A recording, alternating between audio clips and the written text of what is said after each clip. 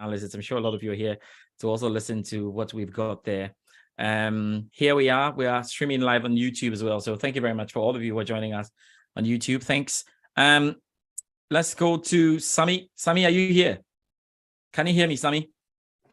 Yeah, good evening, everyone. I'm here, please. Good evening, Sammy. Yes, what did you make of the game, first of all? Actually, I think Potter is doing something, but I'm not happy with it. Much needs to go into the training. Our interpositional play is very, very poor. Sometimes a defender will just give a signal to a midfielder to position himself well. What is all this? It is really bad. As a coach, you have to identify all this. And I'm surprised that Havertz was able to play full 90 minutes. Havertz. I think this coach has to be looked at because I don't have confidence in him. Serious. I'm telling you. I don't have confidence in this coach. Yeah. It's serious. Sammy, you're worried about the coach, right? I'm really worried about the coach. Interpositional play, direct players, move to this direction. I'm not getting it. I believe you saw that. Yes, I did. Signal to midfielders to position themselves. It's really bad. It's really, really bad. It's as if they don't train. It's as if they don't train. Sally, as if they don't train. Yeah, easy. I'm not happy with it. Serious. Yes, I know. I know you're not happy with it. Okay, let me just quickly go around there, and then we can just start with the main thing. Thank you very much. Wherever you are joining us from, especially those of you who are joining us on YouTube, we're happy to have you here. Is the review of the game that we just saw. So, right, I think I did. Kwasi, thank you very much. Kwasi, if you can hear me, let me just pick your thoughts. What did you make of this one? Hello, good evening. Yeah, good evening, Kwasi. What did you make of this one? Oh, well, it was well for me. I was least expectant because I don't think Potter has what it takes to manage this crop of players. I believe strongly that the owners want to build a system, a playing body where we can easily get the results that we want. But for me, I think Potter isn't the right man for this project. The project, to me, is too huge for him to handle. This is the first time Potter is managing, big players' ideas.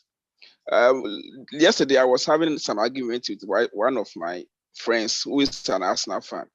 And he was saying we should give Potter some time to work on the team because when Arteta took over Arsenal, he also met with. Have we lost you? I think we lost you on the line. Okay. Issues, and then they gave him time to. Yes. Hello. Go ahead. I can hear you. Hello. Can you hear me? Yes, so he was suggesting that.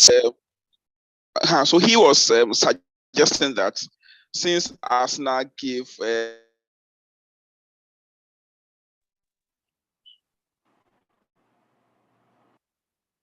All right, I think said that Potter was quality for us.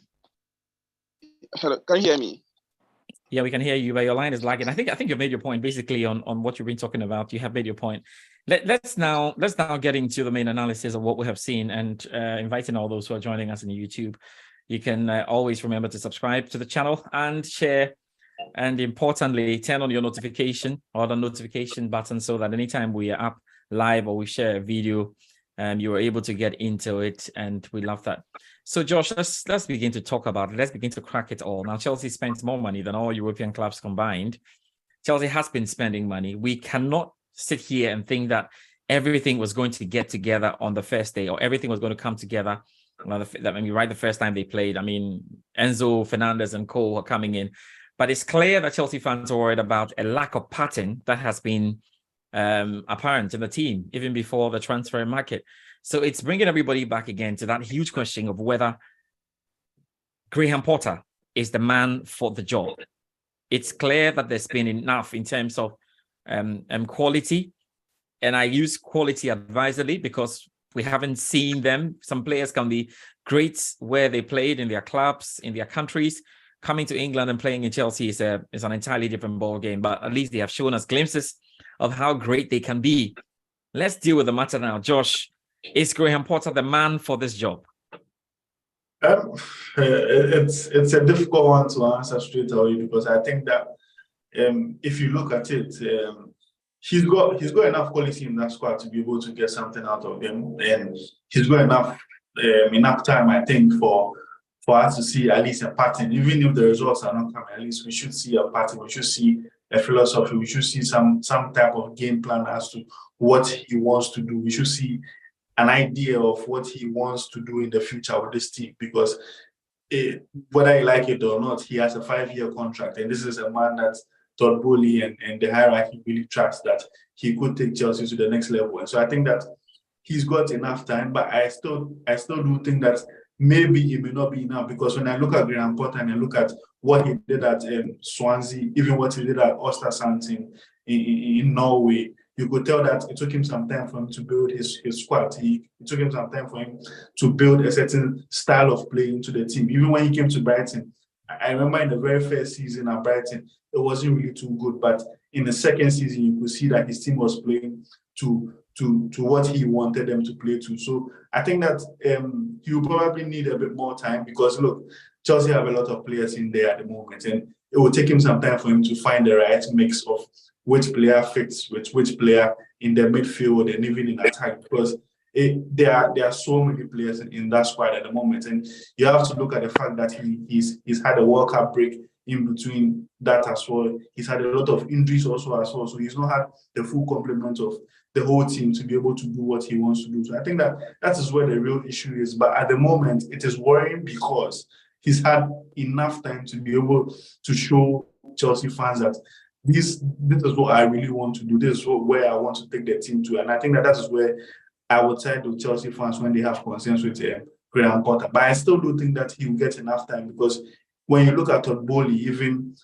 at the baseball teams his own, the basketball teams his own, he's always giving his managers a lot of time to be able to adjust themselves and to be able to shape up the team into their own liking and into their own image. And I think he will get at Chelsea. I don't think that this season there's a lot of pressure on him to be able to make his mark as soon as possible. Yes, the spending has been enormous. Yes, there's a lot of players that have come in, but yes, there'll be pressure. Obviously, Chelsea is a big club, so you expect that there will be pressure on him, but he will still need to be given that time to be able to work. And I think that is where the issue will come, as to whether the fans will be patient enough for him to be able to work or not, because it doesn't really look like he's getting there. I mean, there are choices. I was just speaking to a Chelsea fan who was saying that he doesn't understand why people like Conor Gallagher and co are starting games for Chelsea at this minute, and the fact that even somebody like Kai Havertz was able to play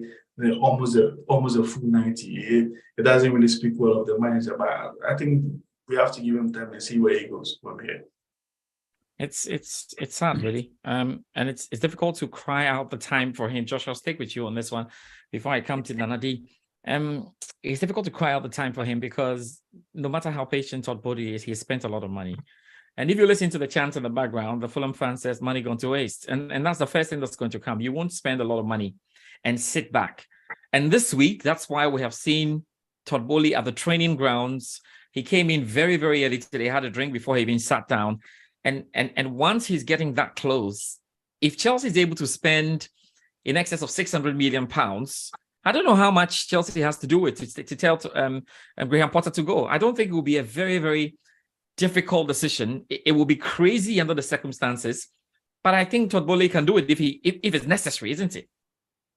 Yes, he can do it if it's necessary. I mean, and we have to understand that this is a Chelsea team that are used to something like that. I mean, this is probably, I mean, over the time, you could say that it's probably part of their DNA, it's part of their culture, where if a manager is not performing, you fire him and get in a new manager. And so I think that it will not be out of place at all for him to be able to do that. But I still think that he would give Graham Potter a bit more time than the fans would want, because at the end of the day, he sacked the person he came to meet and brought in his own man. And so Graham Potter is his own man. So I think that if he sacks Graham Potter at this moment, it would look like yeah, well, the fans will go like, well, we told you that you should have kept with Tuchel, and you didn't stick to Tuchel, and then you brought in your own man. So I think that he'll give his own man a bit more time.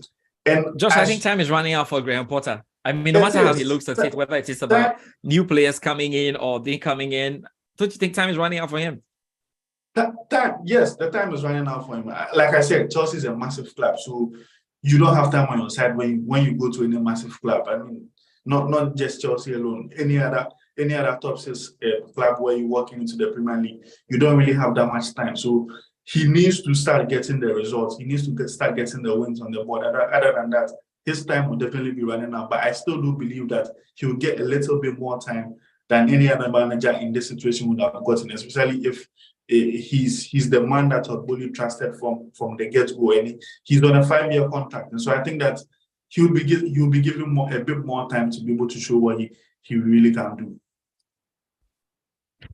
That will be the hope that will be the hope that he's given more time. Not too sure where he goes. Nana D, let me hear from you on that one. Let's try and get into his mind.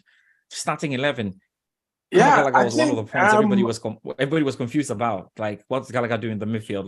Like what's happening? And if it's not working, he fails to also pull the trigger. What did you make of the starting lineup, first of all, Nana? I think the starting lineup, I personally also have a problem with the Gallagher starting in the middle and playing almost on the 90 minutes with all those cheeky mistakes and all those stuff. So I think the coach need to wake up, especially knowing very well that the team owner have spent so much money, and then now they are the training ground, they are the pitch. Like, look at the chance that Fofana makes, and you see the reaction from the team owner. Yeah. Yes. So he badly needed the win. He needed something. Yes. He needed something to at least that, yes, I've spent a lot and I needed something. So sacking the coach now is another thing that it will take them 50-50 for them to look at it. And as I said earlier on in my intro, the players are also, yes, they are top players, but we should also have a back of mind that some of them were injured. They are now coming up, and then some of them are new, like Enzo, for instance. I read that he doesn't know most of the players or even none of them and all those stuff. So I think, fine. Yeah, maybe we can use the West Ham game next match, and then maybe we can board on it, hoping that we can do something better from there. You see, the thing about it again, and the thing about it, Josh, is that the problems of the past are still the problems of today. That's the important bit.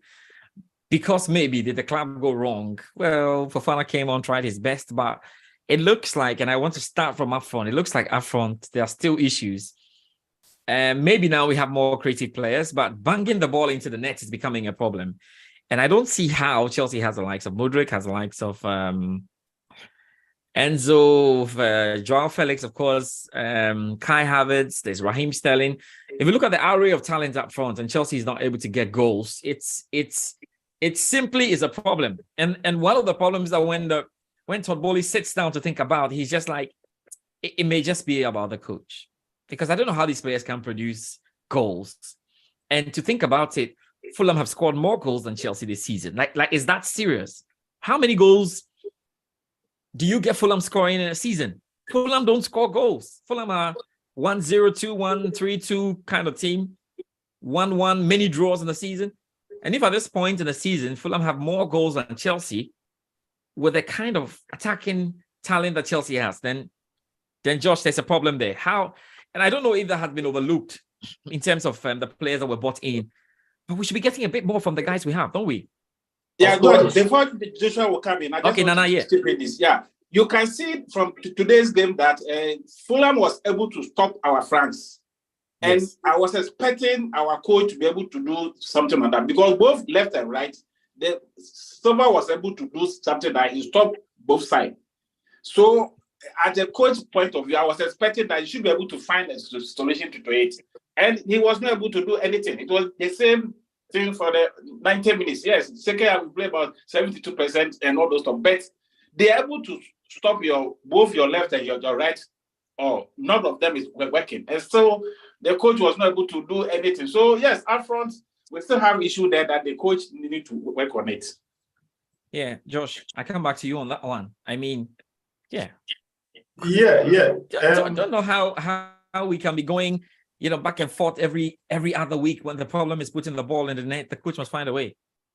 Yeah, of course, the coach must find a way. But I do think that this is an issue with creating chances, because I still think that Chelsea do not create enough chances, and that is where the problem lies. I think that the midfield should be able to create a lot of chances, and that is where the coach will get a lot of stick, because when you look at the midfield he even started with today, you look at Conor Gallagher and you look at Mason Mount. On your normal day, they don't really create a lot of chances for you, So I think that is where the issue is, because you look at Noni Madueke, who came on in the second half.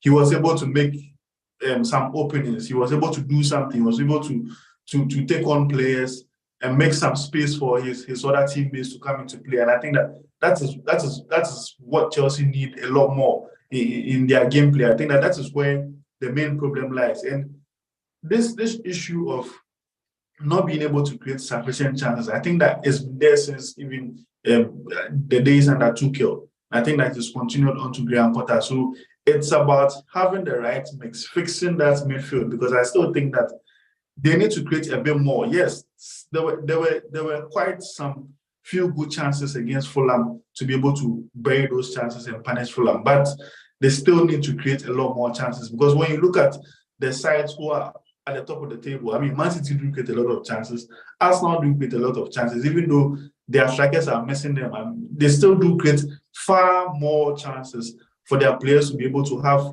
some to miss and some to also score. I think that is where Chelsea's problem lies, because if you don't really have a clinical finisher up front who's going to bury 2 out of 3 chances, then you need to create a lot more. And that is where the issue lies with Chelsea, because you don't have that focal point. You don't have that finisher like a Harry Kane or Erling Haaland who will score 3 out of 4 chances or 4 out of 5 chances. So I think that they need to create a bit more. They need to create a lot more. I think that Sterling came in today. He didn't really look too impressive for me. I think that is where the issues lie. Graham Potter needs to solve that creativity in the team, because there seems to be a clear lack of creative spark in that team. And Fulham were able to stop them a lot.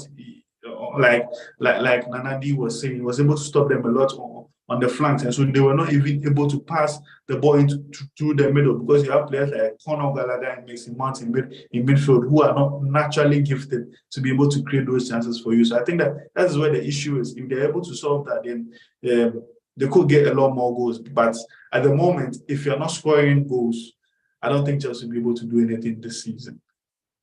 It's amazing. Let me see if anybody has got thoughts on what we should be doing when we talk about up front.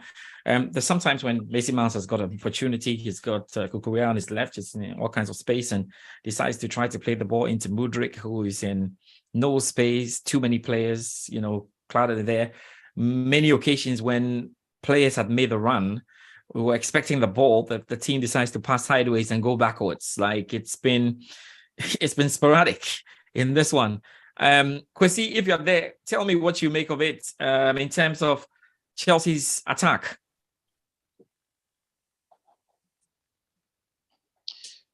I agree with my brother Josh and Nanadi. I think we need a creative midfield. And we cannot depend on the likes of Mason Mount and that of Conor Gallagher. For me, after the midfield, I still think we should hold on for now, because we still have players who are injured. When the likes of Kante and Kovacic returns, we know very well that Kante was able to create a lot of chances. I think the coach should rather push Havertz. We need a striker. We need a striker who can take on defenders. As a speaker, we don't have any forward who can take on defenders like that of Kevin De Bruyne. That has been able to create chances for this guy, Erling Haaland. We need a midfielder who can take on defenders and create chances for the strikers. As a speaker, we don't have that that couple of players in our current team. So that Pulisic was good. Pulisic was good. Pulisic was chances, right? Pulisic has been worse. And I don't know. For me, for now, let's hold on with the midfield now. I think we focus more on the missing match needs to start from the bench for in the next couple of games. Missing match shifts. We need Havertz should rather come back to the midfield. Havertz can create more chances than missing out and that of Gallagher. So if the coach can tactically bring Havertz back and then place him behind the strikers, I think Havertz will be more efficient in that position than that being a striker. Because in today's game, I mean, look at the chance he got. He was like, I don't know what he was thinking. I mean, a clear chance. Just bury it and then let's go. And then he was, I don't know. So I think the coach should rather push Havertz into behind the strikers. Sterling, we need. The problems are many. A clinical finisher. Yeah, clinical finisher. Who is a clinical finisher now? Everybody has come in and almost had the bag of not scoring goals. There was one great Enzo Fernandez shot that almost went. That was really good for a midfielder. You know, deep in, saw the opportunity, came on, hit the ball, really did spin. He didn't score. Well, Kai Havertz maybe unfortunate in one or two of the issues, but you wonder why he even tried to hit the ball up. I mean, when he could just find a way to smash the ball in. There was another pass there was a left-footed pass. I'm not forgetting who it came from, but it went across again, and Kai Havertz attempted. I think he was on the slide. They were just huffing and puffing, really. And so it's the Premier League, and I can understand that Fulham are such a great side. I mean, they are good. They have been good this season. That's why they are up the table. So it will take a lot more in trying to beat them. And the story doesn't change. So if you go up to West Ham with the same attitude, you're going to have a problem, because Chelsea and West Ham have been very, very feisty London derbies. Yeah. And often when Chelsea are even in form, West Ham can find a way around Chelsea. So it's really, really tough there. So definitely we've agreed that there have to be some improvements up front. The problem up front, though, is what kind of combination? And that is where the issue is, because I kind of understand the coach a bit, because all the players somehow are dipping in form and coming out of form and coming on form, and it's too inconsistent that he's probably not sure what to go or where to go. But the problem now is that if there was the one guy who could hit the ball into the net, it has to be Pierre-Emerick Aubameyang, isn't it? He's probably the one around, but now there is a situation around Aubameyang, Josh, and that situation makes it difficult for the coach to call on him. I don't think Hakim Ziyech as well, who's one of the creative players today, we saw him swing a number of crosses into it, is also very, very excited about playing at Chelsea. So it's a problem, because going with Kai Havertz up front, even in the very, very wonderful season that Thomas Tuchel had, Kai Havertz, didn't score enough goals. He's never scored enough goals. So nobody should make it look like Kai Havertz can get the goals in. Kai Havertz has not scored enough goals. You can go and check the numbers. And it's very, very, very important that for all the noise we're making, I mean, Thomas Tuchel liked Kai Havertz because there was Timo Werner and they could move the ball quicker. But not necessarily because they're going to plant the ball into the net. Other than that, Thomas Tuchel wouldn't have gone for, or wouldn't have agreed that Romelu Lukaku should come to the Stamford Bridge. They needed to solve it. We have a striker in Romelu Lukaku somewhere who, I don't know if we call him, is going to come back. We have Aubameyang, who is also not happy. And Hakim Ziyech is also not too happy. Like those I see up front in terms of getting us the goals. Unless Datro Fofana is going to step up, unless Nandi Madueke is going to do something, it's going to be really, really, really tough. And this is where sometimes the spending of the club becomes an issue. You see, because you have two strikers in Aubameyang and Romelu Lukaku, but you're still looking for goals. Josh, so it's difficult because you can't go to Aubameyang then how if you're relying on Kai Havertz, it's what you really get. At most 3 goals in 3 games, and then it goes off and it's 3 goals in 10 games and 4 goals in 12 games. Obviously, I think that you've made all the points. I think that it goes back to what I've been saying about creating chances, being able to create chances, being able to be a fluid team. Because if you're not creating a lot of chances, then you won't be scoring a lot of goals because, like you said, Havertz is not prolific. And even when Aubameyang has played, he's not really had the service to be able to finish off those chances. And we all know Aubameyang. I mean, he's also a very wasteful striker. Even though he scores, he will often score more goals than any of Chelsea's front men, but he would also miss his fair share of chances. So I think that it's all about the chance creation. I mean, the best example you can give at this moment in time is the Arsenal model, where their striker has just 5 goals. But if you look around him, you have Odegaard who's on 8 goals, you have Martinelli who's on 7 goals, you have Saka who's on 7 goals. So all around him, you can tell that they are very fluid front four. If you can put it, and that's what Chelsea should develop into, really. If you look at it, exactly, because Enzo must score, Mudryk must score, Felix must score. Everybody must contribute. Everybody, it must be a fluid thing, and they must create more for themselves. Because if you are not creating a lot more for yourselves, you don't really have the man there to give you 15, 20 goals in a season. So I think that's where the main issue is, being able to create a lot of chances. Because if the chances are not coming, you can't put them away. And if you look at Chelsea's XG even this season, it's looking really, really bad. I think they're in like probably the bottom 7 in terms of XG this season. So it tells you that they need to fix up that problem about creating chances. If you're not able to fix that up, you can't really score goals. And if you can't score goals, you definitely won't be able to win games. And the games are going by thick and fast. And I look at even Chelsea's remaining. I think Chelsea have 17 games left at the moment. Mm-hmm. They have some very difficult ties in there because you still got to go away to the Emirates. You still got to go away to the Etihad. You still got to go away to Old Trafford. I mean, those games are looking really, really difficult. So I think that they will need to really fix up. Other than that, they might as well write off this season and restructure, maybe get a new manager in who would come and take over the club for next season. I don't know. Maybe they have to look at that because at the moment it's getting really, really bad. Yes, Kwasi? Yeah, talking about midfielders scoring. I mean, when Thomas Tuchel was around, the defenders were rather scoring. I mean, converting chances. The likes of James, the likes of Silva, even Rudiger also had a goal. Rudiger and all those guys were scoring, and it made the team strong. So even though we were as defensive, we were playing the defensive setup, the chances we were creating chances and scoring. That is how come we're able to win Champions League. But unfortunately, this coach lacks that creativity, lacks what it takes to turn this current team into a goal scoring team. Thomas Tuchel had almost all his defensive setup. At the end, they were able to score goals. We were able to convert chances.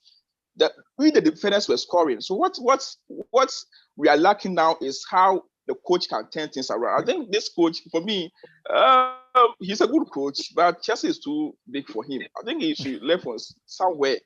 As I speak, Chelsea is like a big team. I mean, in England, we know for the past 10 years, Chelsea has been the most consistent team in England. So how do you have to, we need to bring an experienced coach who can manage this crop of players. Other than that, we'll come back every day, talk about the team, how we are missing chances and other stuff. Until we get a coach who can turn things around for us, we should forget it, honestly. Yeah, I don't even know what the targets are. That's what I've said. Everybody should hold on with talking about top 4. It's too early. There's too much work to be done to get there at the moment.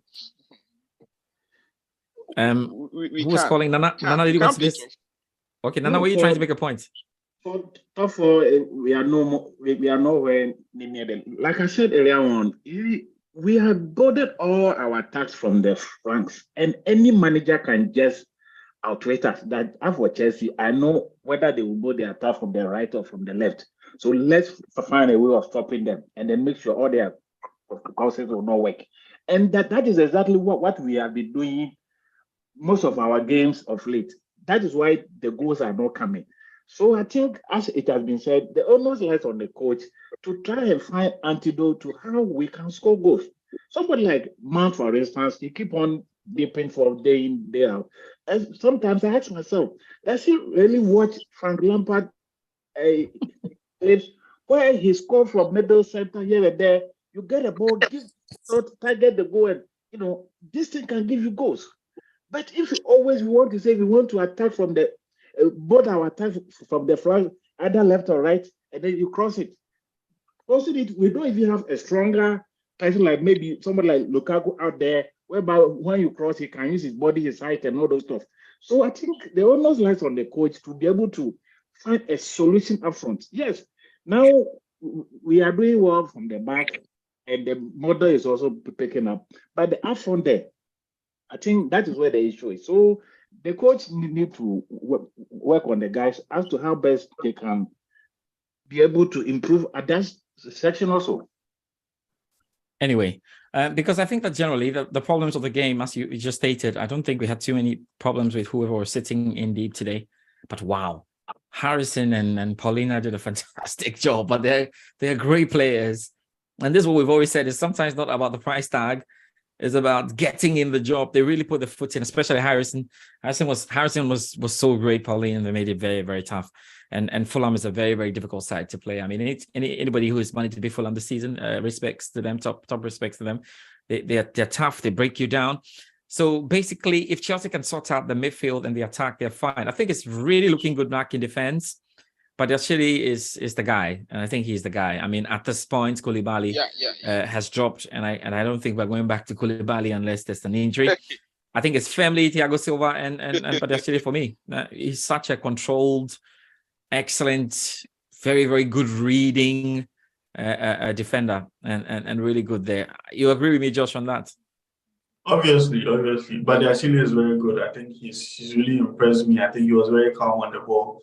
I think his long passing is even very good as well. So he gives Chelsea an option from the back. I mean, Thiago Silva obviously can pass from the back.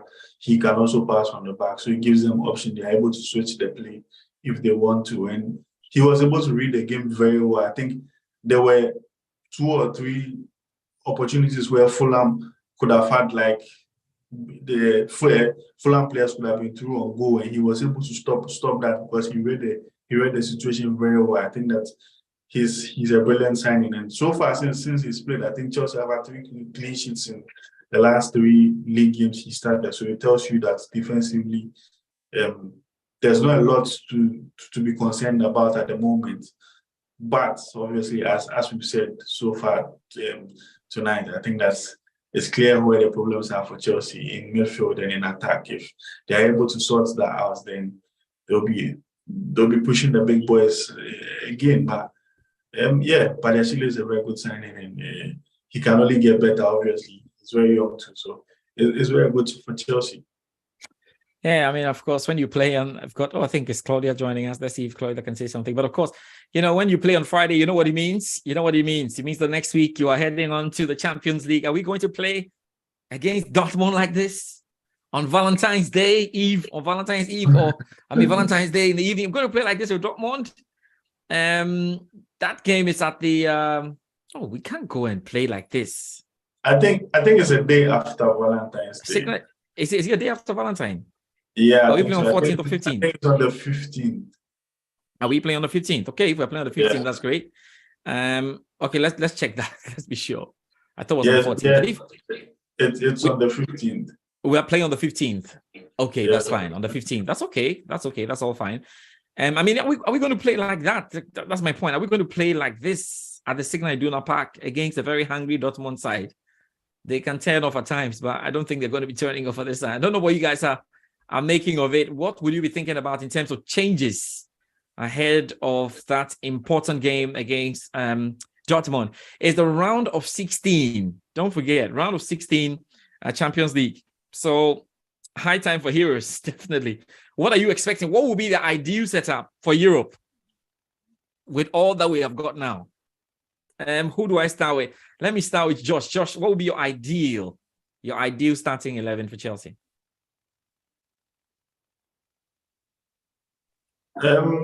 Ideal starting 11 for Chelsea. I don't know. Or maybe in the I'm just like to get in the problematic areas, because they have to score goals.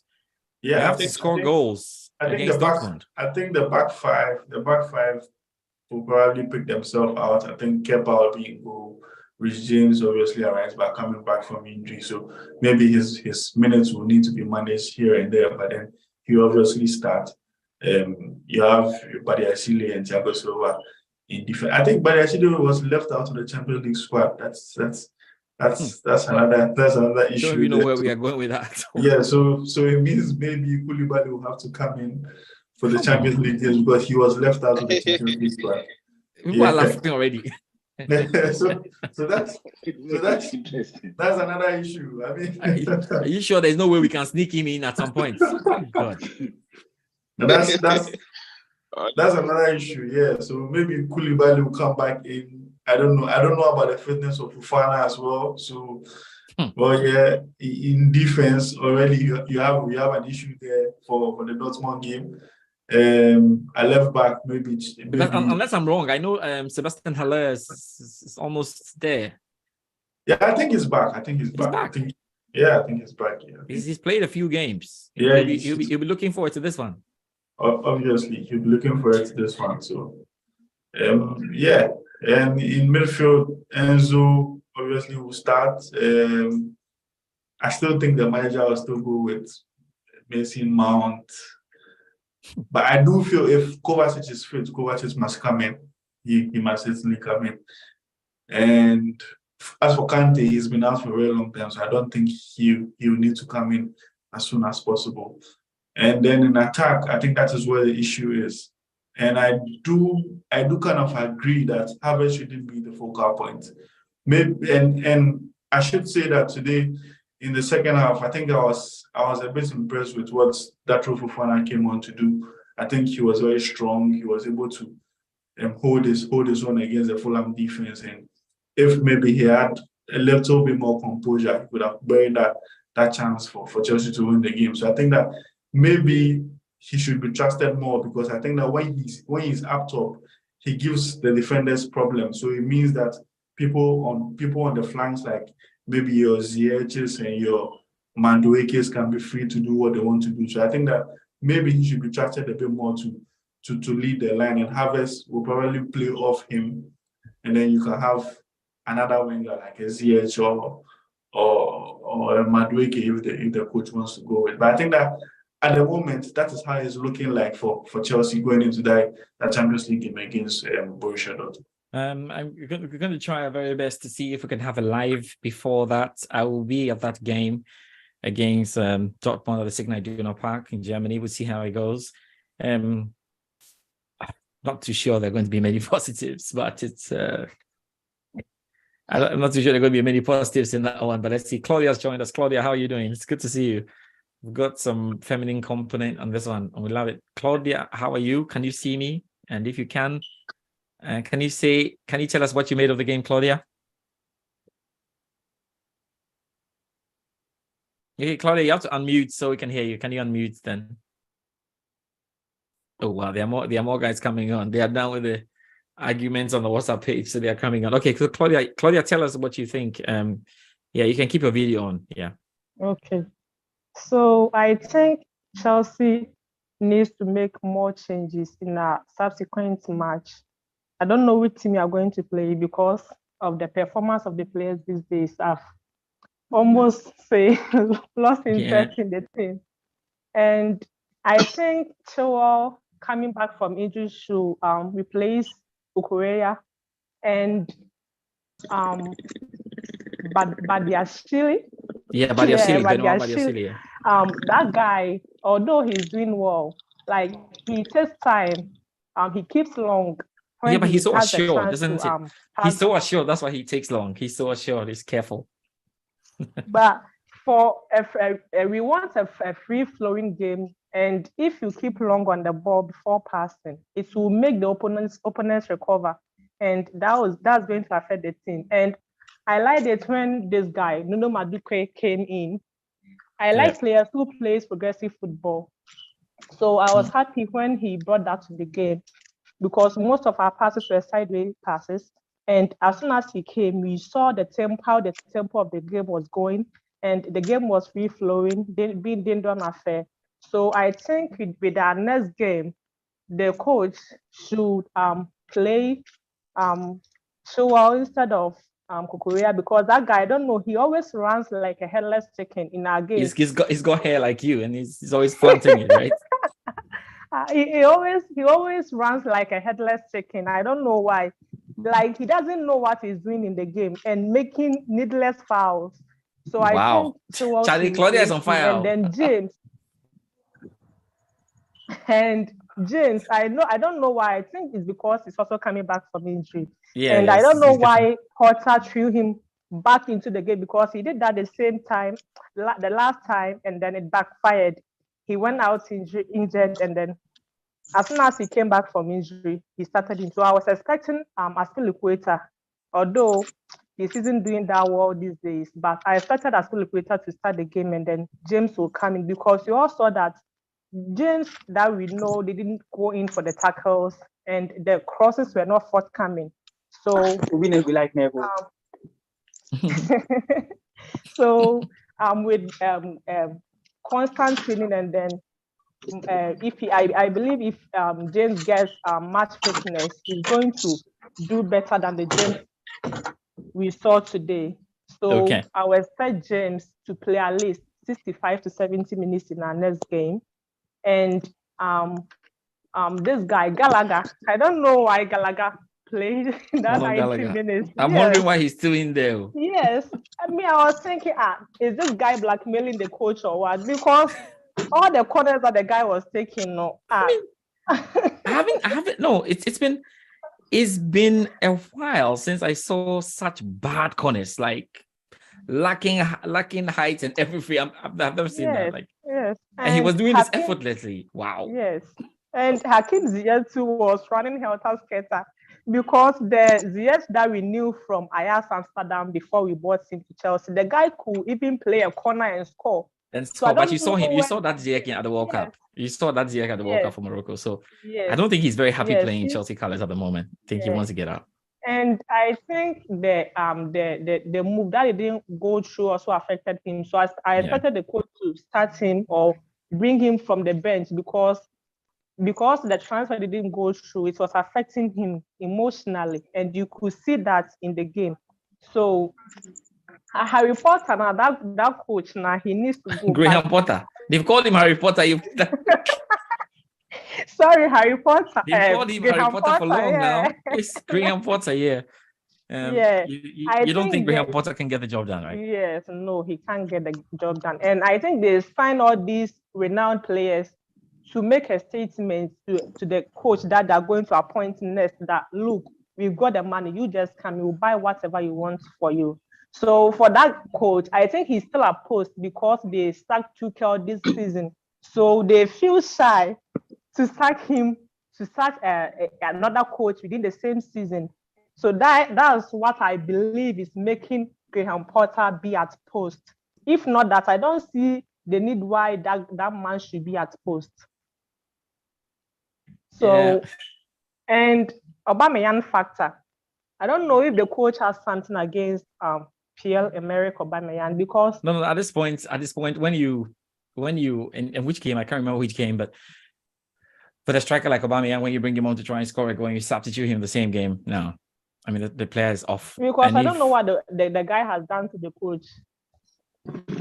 He has not been producing for the coach the way he wants him to produce. That's why. And Kai Havertz is not producing. Claudia, I'm not cutting you. Even taking him away from the Euro list alone will even have. It would demoralize him straight away. Yeah, I mean, he's not interested. I mean, he wants to step up. There's any way that maybe he will come, or he will have a full mentality to be able to play and say that no, because you go like but there's other young guys that could have sacrificed one of them for me, but you decided to take me. Yeah. That's the reason why Ziyech shouldn't have started this game today. The more reason why he shouldn't have started Ziyech in the game. I think you guys have made great points there. Let me hear from Vincent. You joined us on the tail end, but of course, Vincent, let me hear from you quickly. Vincent, so what did you make of the game quickly?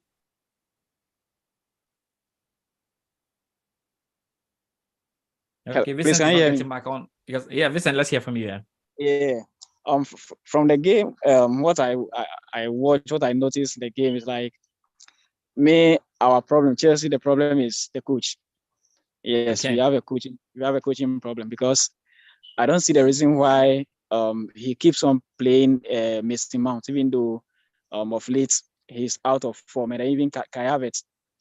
When this guy came on, Fofana, at least we saw some kind of impact.